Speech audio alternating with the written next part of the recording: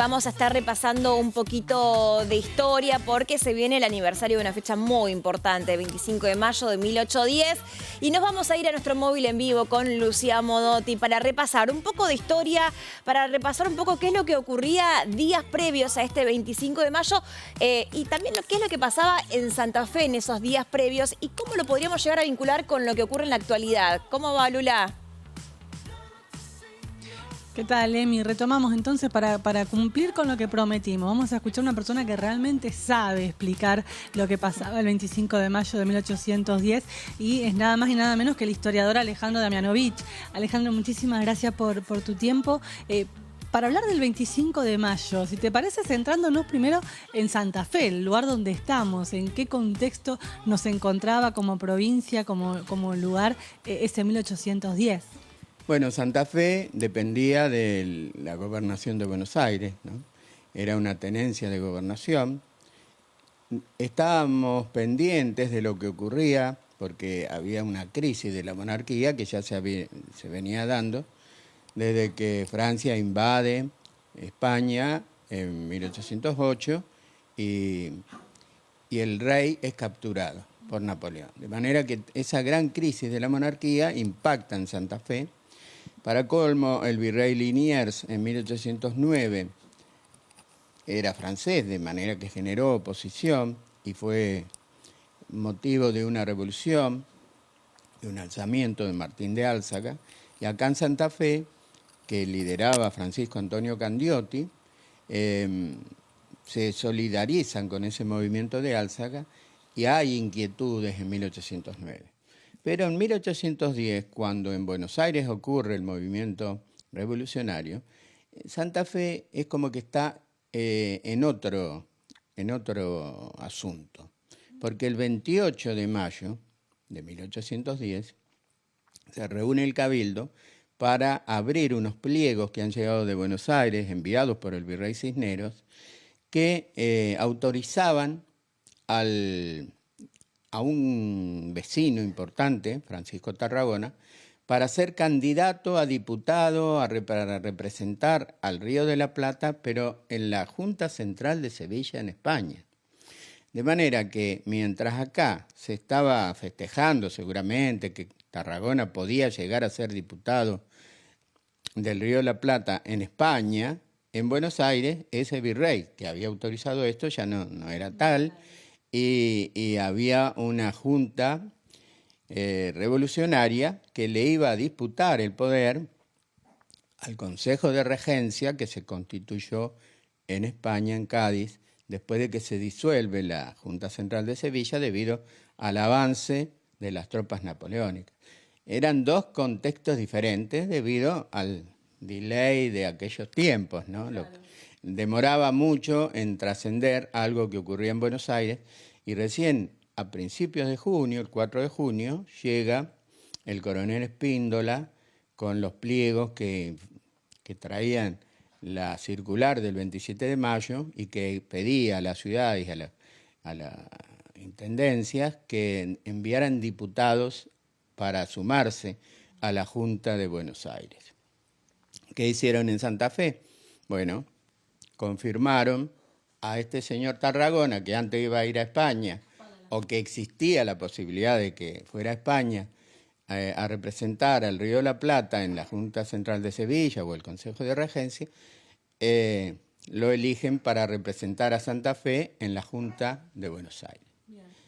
Es decir, faltaba el WhatsApp ahí para que los procesos se aceleraran, pero Santa Fe acompañó también lo que fue esta revolución, los resultados de esta revolución del 25 de mayo. Sí, inmediatamente que se toma conocimiento, se suma a Santa Fe, y lo digo porque hubo muchas ciudades claro, que aceptaban más bien la autoridad del Consejo de Regencia de España e Indias, que funcionaba en Cádiz, que era el único punto que Napoleón no había podido ocupar en España, y que también era revolucionario. Eso hay que decirlo. El Consejo de Regencia era revolucionario, estaba animado de las ideas de la Revolución Francesa. El rey estaba preso, casi todo el territorio estaba ocupado, pero este Consejo de Regencia mantiene la convocatoria a todos los pueblos de América le reconoce el estatus de reino de India y entonces los recibe en España a los que llegan. En 1812 dicta la famosa Constitución de Cádiz, que es muy liberal y fue incluso fuente de inspiración para futuros proyectos constitucionales acá en el Río de la Plata. Pero claro, hay una disputa de poder entre la Junta de Buenos Aires y este Consejo de Regencia. Montevideo no acepta a la Junta, acepta al Consejo, desde Córdoba lo mismo, en Asunción del Paraguay igual, las provincias del Alto Perú también, de manera que Santa Fe, Corrientes, desde las ciudades entrerrianas, y es muy poco lo que de primera instancia reconocen la Junta de Buenos Aires. Bueno, entonces hay un montón, la historia está plagada de procesos que son muy complejos, pero nosotros terminamos resumiendo todo en una fecha patria del 25 de mayo. ¿Por qué pasa esto? ¿Por qué el 25 queda para nosotros como la fecha a homenajear este proceso? Sí, es con el diario del lunes, ¿verdad? En aquel momento no se tomaba conciencia que estaban haciendo una entidad histórica que iba a ser un Estado nacional con el tiempo. Era un movimiento, una respuesta a una crisis profunda. La respuesta que da Buenos Aires, que consiste en apropiarse del poder de los virreyes y de intentar imponerlo al resto de las provincias, del territorio del virreinato. Ese proceso de apropiación de poder se va después a materializar en la expedición de Belgrano al Paraguay, en la expedición al Alto Perú, en el fusilamiento de Liniers, que había ofrecido resistencia, de manera que la Junta de Mayo con el tiempo se transforma en la primera institución del gobierno argentino, a medida que se va resignificando todo este proceso, como vos dijiste muy bien, que en un primer momento, al mantenerse la lealtad al rey Fernando, bueno, muchos consideran que se va a poder retrotraer la cosa y eso no ocurre nunca. Claro. Mencionamos mucho Buenos Aires imponiendo esta posición. Tenía mucho más fuerza que el resto de los territorios de lo que hoy conforma Argentina, Buenos Aires en ese momento. Buenos Aires, desde ya mediados del siglo XVIII, iba concentrando poder y ese poder se potenció al crearse el Virreinato del Río de la Plata y al constituirse en capital del virreinato.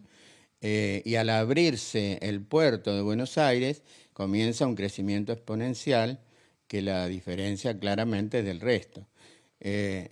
Justamente cuando se menciona a Buenos Aires y hablamos de porteños, aludimos justamente a esa condición de ser puerto que le va a permitir disfrutar de las rentas de aduana y que va a ser decisivo, ¿verdad?, en el proyecto de construcción del Estado. Se va a imponer al resto de las provincias, aún en la época de Rosas.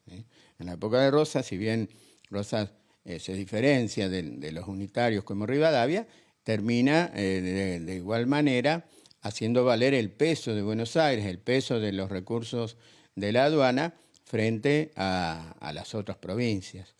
Y andando el tiempo, esto se sigue proyectando hasta el presente, ¿no? Donde estamos peleando por el tema de los subsidios al transporte y todas esas cuestiones. Esa es mi pregunta, porque uno asocia la idea del 25 de mayo con libertad, con independencia, incluso con la idea de federalismo y la construcción de un Estado nacional. Empezamos los primeros pasitos a construir Argentina como república.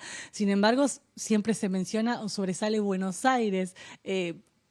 No cambió mucho, entonces, desde ese tiempo hasta ahora, por lo menos la cuestión política. Sí. Y la reforma del 94 profundiza la situación desde el punto de vista político al dejar de lado el sistema anterior, que era de elección indirecta, y que ahora es directa. Entonces, la cantidad de votos del AMBA define casi las elecciones nacionales, ¿no? Seguimos un poquito igual. No, ese desequilibrio no lo hemos podido superar y no creo que lo podamos hacer. No está a la vista un horizonte que permita superarlo. Bueno, pero eso es todo lo que es histórico. Yo lo llevo un poquito más al folclore del 25 de mayo también, porque hay mucho folclore alrededor de esta fecha. Y de alguna manera, ¿le hacemos correcto homenaje desde su punto de vista de historiador a este 25 de mayo? Sí, yo creo que sí, porque aunque detrás de esto esté el poder de Buenos Aires, yo creo que Buenos Aires hizo lo correcto. O sea, había que imponer, era el momento justo para poner en marcha un proceso que enseguida algunos protagonistas, como Manuel Belgrano, van a darle el contenido de independentista, ¿no? Que después se va a potenciar con la llegada de San Martín, con el proyecto artiguista también, que tempranamente propone la independencia. O sea, la Semana de Mayo, si bien forma parte de un proceso que ya se había iniciado con las invasiones inglesas, cuando es derrocado el virrey Sobremonte, ¿no?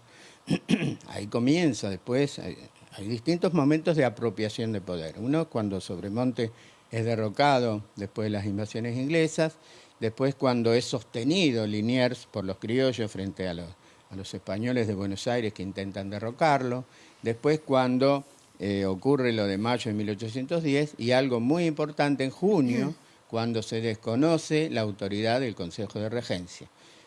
Todo eso hace que se vaya administrando con autonomía esta crisis y se van creando las bases para una nueva entidad histórica que sería el Estado Nacional del Río de la Plata. Lula. Bueno, chicos, hay un montón de preguntas para Sí, hacer. Sí, Emi, sí, si no, ustedes yo tienen alguna para, consulta. para cerrar, obviamente, porque la verdad que queda para seguir repasando un montón de la historia, pero para cerrar quiero hacer foco en esto que vos recién decías, ¿no? El folclore alrededor de esta fiesta, porque hoy nosotros lo celebramos, por ejemplo, con locro, con los pastelitos o con la chocolatada caliente. En aquel momento, ¿existía el locro y todo esto que nosotros hacemos tal cual lo conocemos hoy? Mira, para ir cerrando, me llevan de nuevo el folclore. Me dicen, nosotros lo festejamos con el locro, los pastelitos, tenemos todo ese folclore alrededor de los festejos del 25 de mayo. ¿En esa época ya existía todo esto? Me preguntan, ¿de piso ya estaba este tipo de festejos, de tradiciones?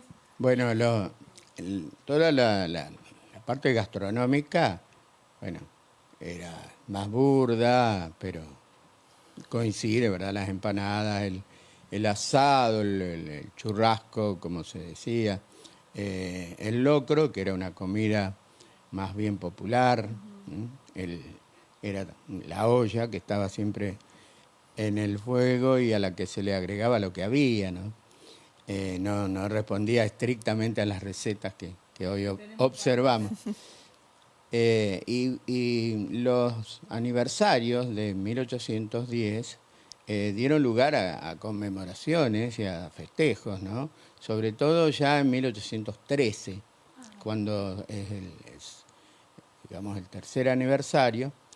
Y acá en Santa Fe, por ejemplo, bueno, desde Buenos Aires se instruye a las ciudades de que no utilicen más el estandarte real y que instrumente cada uno los festejos que le parezca oportuno. Desde temprano entonces ya homenajeábamos la fecha.